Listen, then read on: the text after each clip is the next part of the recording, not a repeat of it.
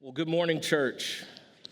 My name's Mac Gervais, and I'm the lead pastor of New Day Church West Houston, and it's an honor for me to be here this morning with you here at Oak Forest to preach. And if you've got a Bible, you can turn to Isaiah chapter 9. We'll be looking at verses 2 through 7 when we get there. As you turn there, I just want to say that I am filled with so much joy and hope because I know that God is with us.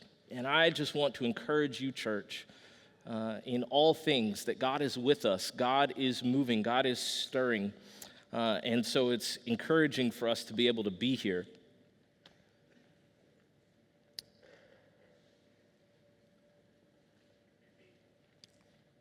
If you don't have a Bible, then you can follow along because we have the words on the screen. And normally I would have you stand, but I just want to read this over you, congregation, this morning. Isaiah chapter 9, beginning in verse 2, says, "The people who walked in darkness have seen a great light. Those who dwelt in a land of deep darkness, on them has light shone. You have multiplied the nation, you have increased its joy. They rejoice before you as with joy at the harvest, as they are glad when they divide the spoil. For the yoke of his burden and the staff for his shoulder, the rod of his oppressor, you have broken as on the day of Midian. For every boot of the trampling army warrior in battle tumult, and every garment rolled in blood will be burned as fuel for the fire." Listen to these words. "For to us a child is born, to us a son is given, and the government shall be upon his shoulder, and his name shall be called Wonderful Counselor, Mighty God, Everlasting Father, Prince of Peace. Of the increase of his government and of peace there will be no end. On the throne of David and over his kingdom, to establish it and to uphold it with justice and with righteousness from this time forth and forevermore. The zeal of the Lord of hosts will do this." God, we just ask over these next moments that you would illuminate your truth to us as we study your word. God, let your spirit speak to our hearts, strengthen us where we need to be strengthened. And God, we are grateful that we serve a powerful God who never stops working. God, we know that right now you are at work. Right now you are moving. Right now you are working things out for the good of those that love the Lord and are called according to your purpose. So God, we ask for strength as we walk through your word and discern your will. Pray all these things in Jesus' name, amen. Years ago, let me back up. My childhood was incredibly influenced, like many of you guys, in 1995 when the first Toy Story movie came out. I'm gonna be honest with you.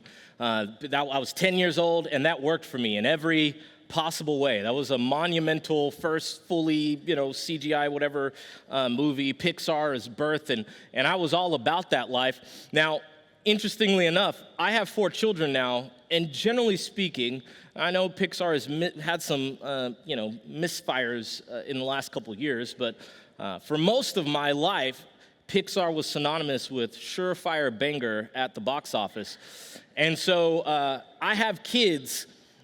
And I'll be honest with you, sometimes since I've had kids, I go and watch the movies without them first because this is actually for me and I want to enjoy them. I'm like, this just, and for every parent that's taking kids to the movies, it's like, I need to watch this by myself. So I say that, or I need to watch this where I can understand it. But several years ago, there was a movie in the Pixar verse, the continuation of this Toy Story saga in Toy Story 3, and I can't tell you the amount of excitement that I had watching this movie. And honestly, if they never would have made Toy Story 4, we could have ended right there. I think when I got to the end, it was like the way we described it's like saying goodbye to old friends, you know? The toys that like were a part of my childhood. It was this incredible experience. And so I had built this understanding with Toy Story. You make good, wholesome movies that'll make me feel warm and fuzzy and good. And I was tracking with this movie until there's this moment towards the end where the villain, Lotso the bear, and all of our friends, Woody and Buzz and Mr. and Mrs. Potato Head, they're in this dump, and they're running on this trash compactor conveyor belt, and like there's stuff chopping at it, and then the villain, Lotso, is able to get to the edge, and he's like, hey, can y'all boost me up? And they're like, sure, and there's a button he can press to stop, and he climbs up to the top, and then he looks at the button, and villains are gonna villain, and so all of a sudden, he's just like, nah, you're on your own, and he walks off, and then all of our favorite toys, we've been watching now for 20 years, go down this conveyor belt, and they drop down into this pit, and at the center of the pit is like a fiery furnace where all trash is like melted down and burned. And then like all of our favorite characters, like at first they're trying to fight it, but then they're like, we're not getting out of this. And then the music starts doing like Avengers style, bump, bump, bump, bump. And I'm like, what's going on here? I'm not gonna lie, I was very upset.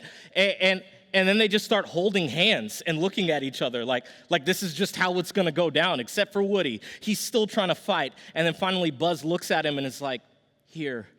And then he's like, okay. And they just hold hands. And I don't know if you remember this scene. Do you remember this moment in the movie? I got this for you.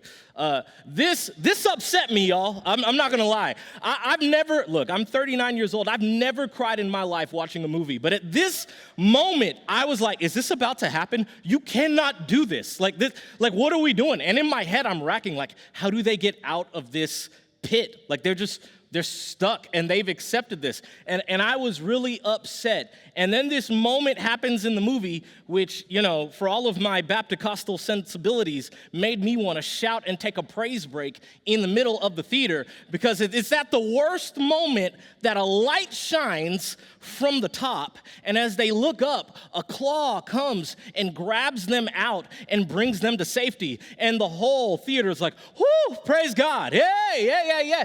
And look, because, you know, I can make anything into a sermon. I'm like, there was a light shining up that came down and reached. I was there, y'all. I was very excited.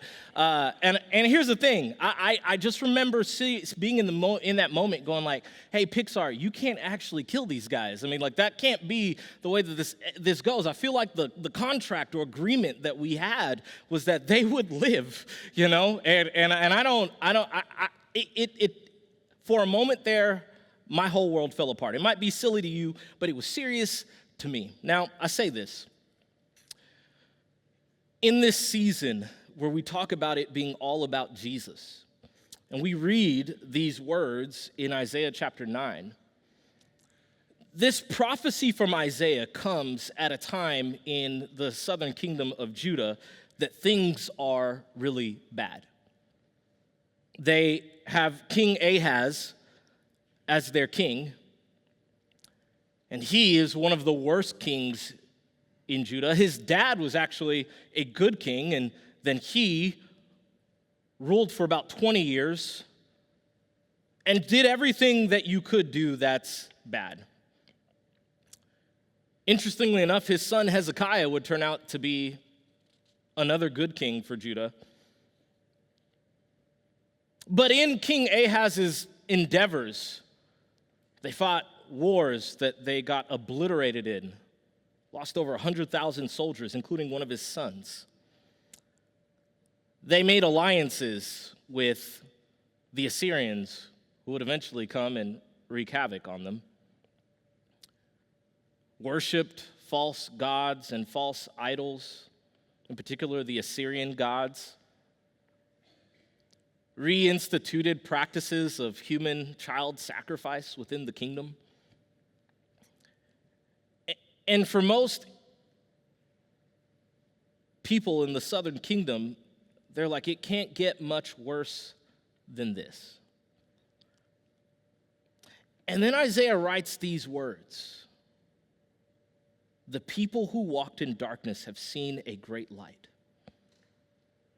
To remind them of the fact that God is still writing a good story with their life.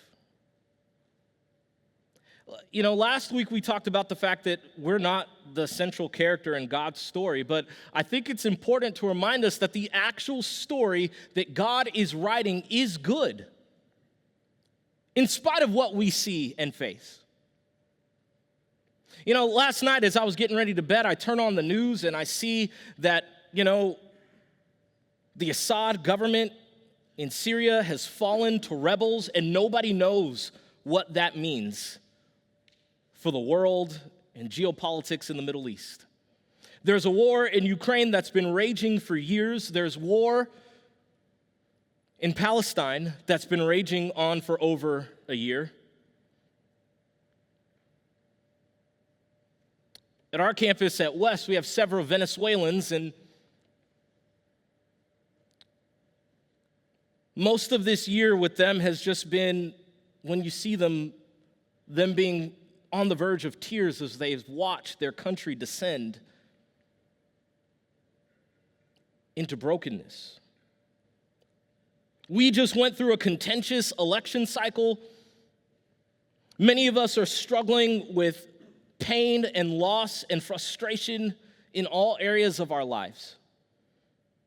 And I think that it's important for us to be reminded, not only is this season all about Jesus, but the story that God is writing is actually good. Much like I had to be reminded, Pixar doesn't kill off all of their, childhood main characters just like that. We have to be reminded that even in the midst of darkness, God is doing something good. And these words from Isaiah in the midst of this difficult time served as a beacon of light for them. A couple things here that I think we'll see that the promise of Jesus did for them, that I think it does for us as well. So I think, first of all, the promise of Jesus brings hope in the darkness. This was not a word, by the way, that hey, all of your troubles are about to end. Not at all. But this message of hope is that all of the things that are happening in your life are working together for God's glory in His story. In verse 2 and 3, once again, the people who walked in darkness have seen a great light. Those who dwelt in a land of deep darkness, on them has light shone. You have multiplied the nation. You have increased its joy. They rejoice before you as with joy at the harvest, as they are glad when they divide the spoil. The light that shines means that there's potential. And here's the thing, you appreciate light that much more once you've been in darkness. What do I mean by that? This is just a very practical thing.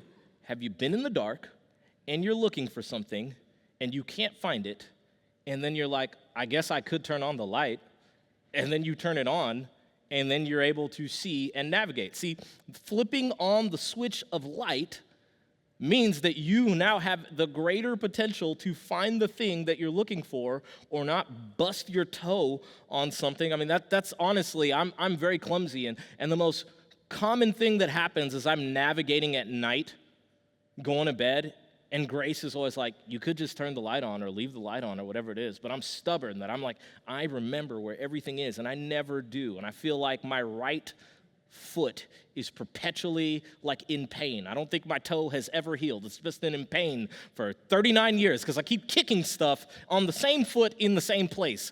And it's really annoying when things are not where I thought they were going to be. And so, light means that I at least have the ability to navigate the darkness. The light that is being shined means that there is potential.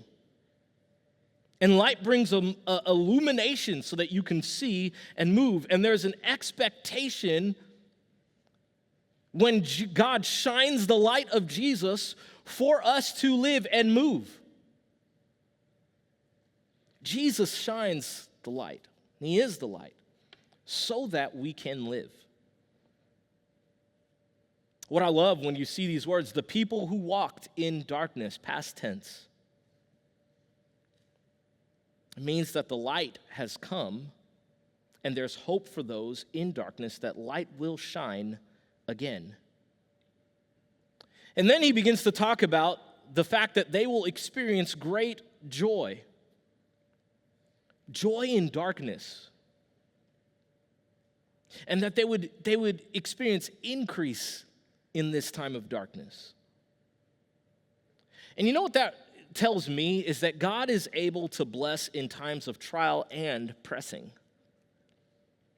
God blesses even in the midst of suffering.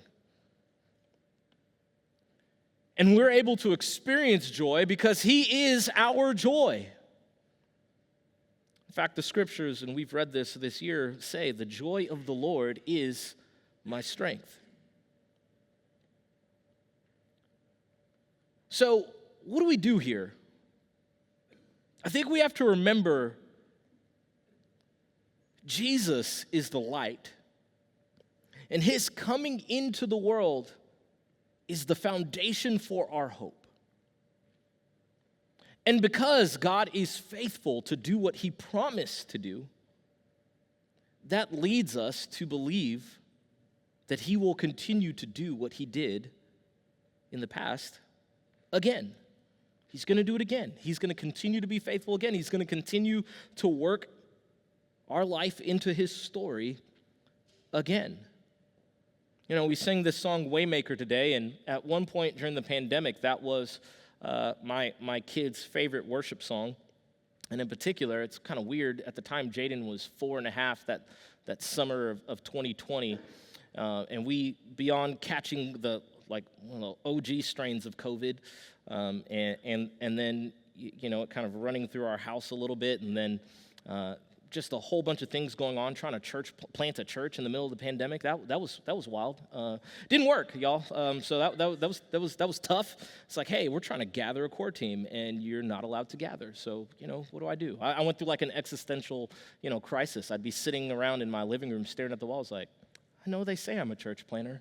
I don't feel like a church planner, like, what are we doing here? And so it was a terrible time. But I remember there was this night as spiritual warfare was happening in our house, where my oldest son, Jaden, I was talking about, we sent him to bed, and he comes out.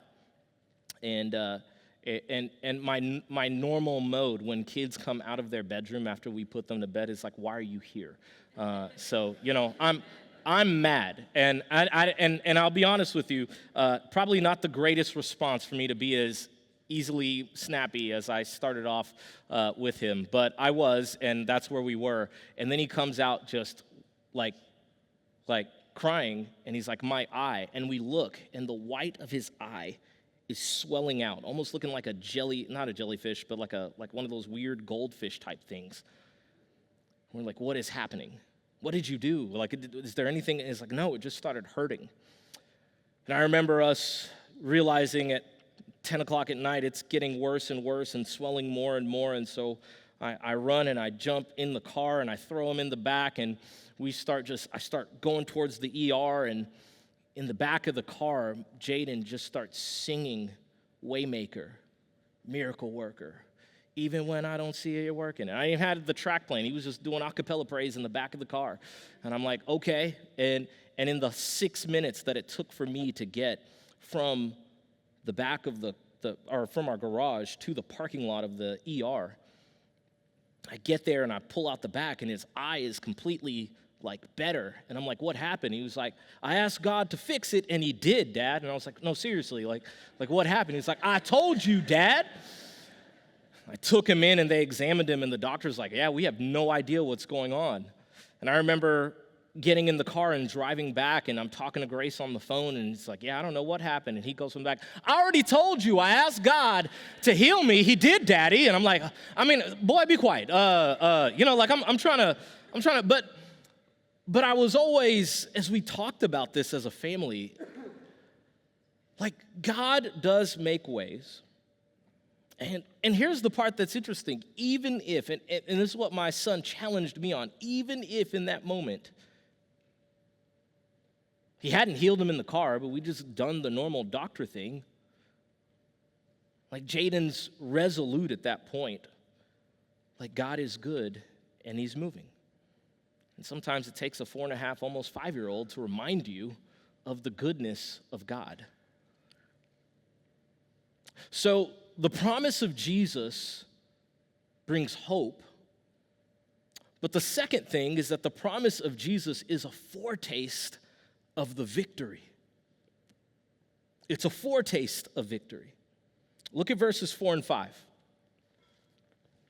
They say, "For the yoke of his burden and the staff for his shoulder, the rod of his oppressor, you have broken as on the day of Midian. For every boot of the tramping warrior in battle tumult, and every garment rolled in blood will be turned as fuel for fire."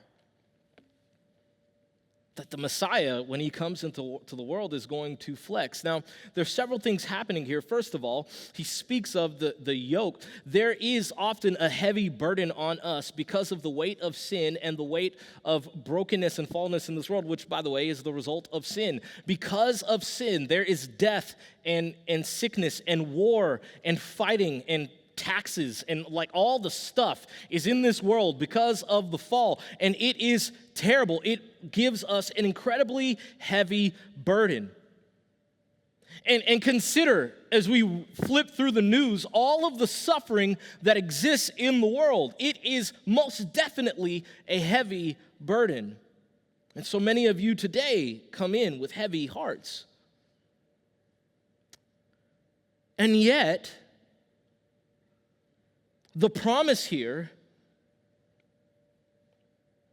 is that the Messiah would come and with all authority and power in his hand, break the hold that sin has on you. And this is a foretaste. And in fact, he goes so far as to make a point about this being like in the days of Midian. Now, what is he talking about here? If you didn't grow up in church, you might not know. So in Judges chapter 7, you can kind of see about this. The Israelites are being oppressed by the Midianites, and there's a judge that God raises up by the name of Gideon, who believes that when God is raising him up to take on the Midianites, that he's going to lead a great army. And through a series of tests, God helps him to whittle down his army from thousands down to just a few hundred men. And then he takes these few hundred men over to the camp of the Midianites in the middle of the night. And it's not that they win the battle because they drew their swords and went like 300 Spartans on, like King Leonidas or whatever it is on the Midianites. Instead, they blow trumpets, and the confusion caused the Midianites to actually just kill themselves. And part of what Isaiah is getting at here, and the hope that God has for Israel, and the hope that God has for us as followers of Jesus, is that the victory that is won is through the same level of absurdity. That on a silent and still night, a baby would be born. And this baby is supposed to be, you're looking at a baby. They're cute and small, but I don't look at babies and go, warrior. I'm just like, no, it's just a baby. And before any of us are able to do anything, this isn't about you working things out because of your own maneuvering. This is God working things out because he's able. And in the same way that victory was won, not by might and power for the Midianites, the ultimate victory over sin and death is not won by our works or our might or power. It is in Jesus.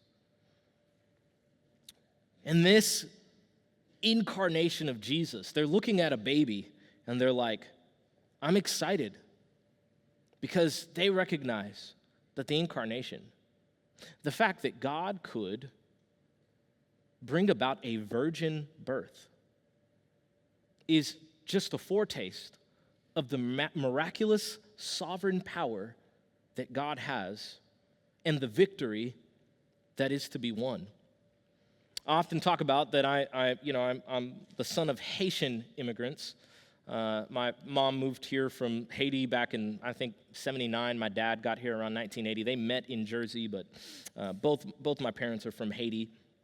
And my grandma moved to America, the week I was born, and lived with us up until she died back in 2006 at 92 years old. And I remember my grandma wasn't just any grandma. Now, most people are like, man, my grandma can cook. But I'm also not doing a weird flex here. There's like grandmas that can cook.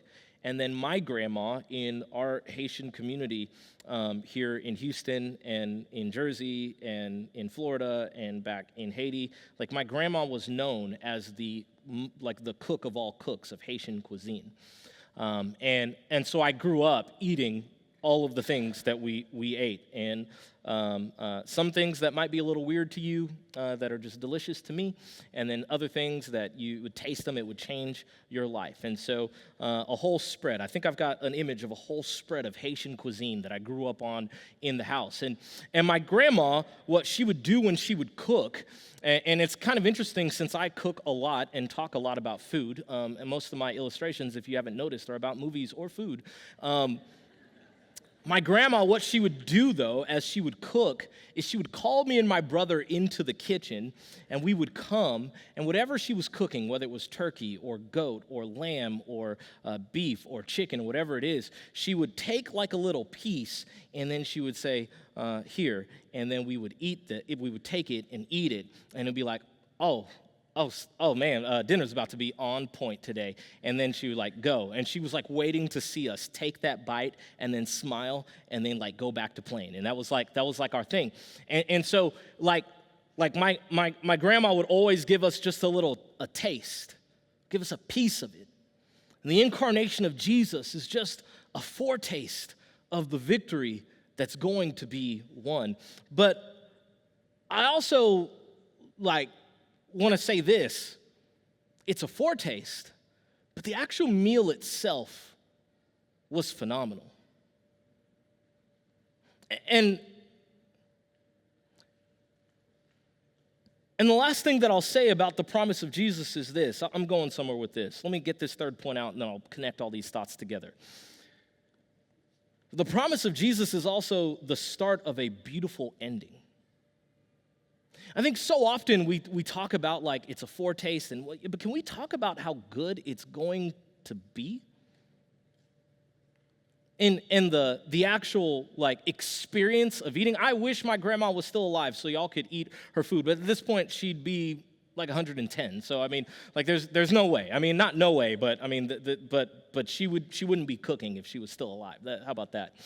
And I say this: I wish y'all could have tasted the food that she cooked, but it was incredible. And everybody who ate, whether they were Haitian or not, would taste it and just go, man, this is good. And I have so many fond memories sitting around on Christmas or Thanksgiving or New Year's Day for you, Haitian Independence Day for us, eating soup jumeau, which is the soup of freedom. And like just those moments, the meal was incredible.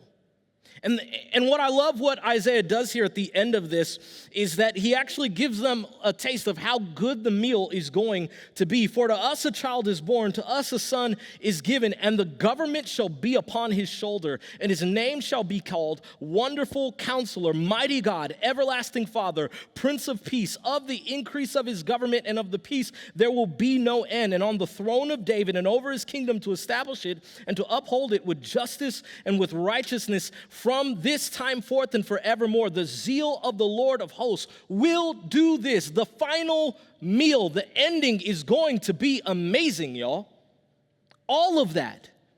Basically, everything that gives us anxiety and stress and pain today and sorrow today will be resolved not just once, but forever.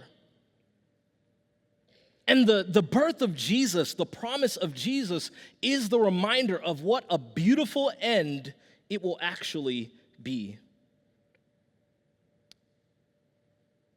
A great movie or story can be ruined if the ending is trash. Many of you have watched movies or read books that were great until you got to the end. And they tried to be cute with it, and then you said, no. Let me tell you this.